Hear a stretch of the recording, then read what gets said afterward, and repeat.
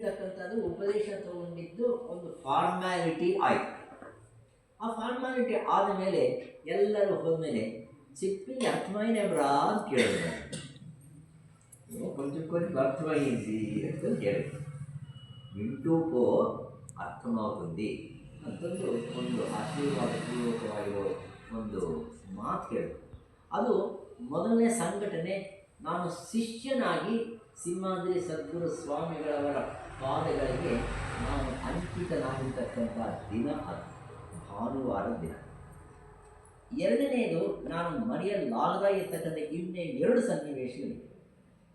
ಒಂದು ಸನ್ನಿವೇಶ, ಲಕ್ಷ್ಮೀ ನರಸಿಂಹ ಸ್ವಾಮಿಗಳವರು ಹಿಂದೂಪುರದಲ್ಲಿ ಇರುವಾಗ ಅನೇಕ ಜನ ಭಕ್ತರು ಅವರನ್ನು ನೋಡೋಕ್ಕೆ ಬರೋದು.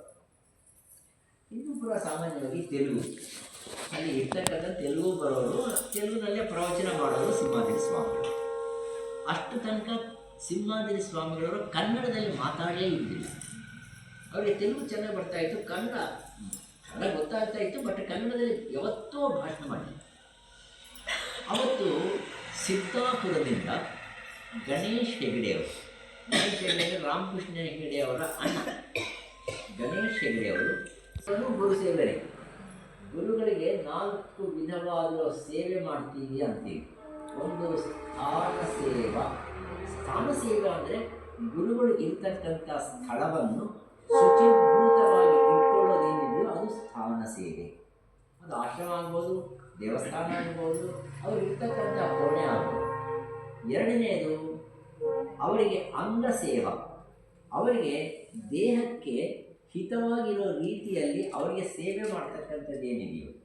ಬಿಸಿಲಿನಲ್ಲಿ ಬಂದಿರ್ತಾರೆ ಗುರುಗಳು, ಅವರಿಗೆ ಬಿಸಿ ಬಿಸಿ ನೀರು ಕೊಟ್ಟರೆ ಅದು ಸೇವೆ ಆಗಲ್ಲ. ಅವರಿಗೆ ತಣ್ಣೀರು ಕೊಟ್ಟರೆ ಚಂದ. ಅಂದರೆ ನೀರು ಕೊಡೋದೇನಿದೆಯೋ ಅದು ಸೇವಾ. ಎಲ್ಲರಿಗೂ ಅದು ಸ್ಫುರಿಸೋದಿಲ್ಲ, ಎಲ್ಲರಿಗೂ ಅದು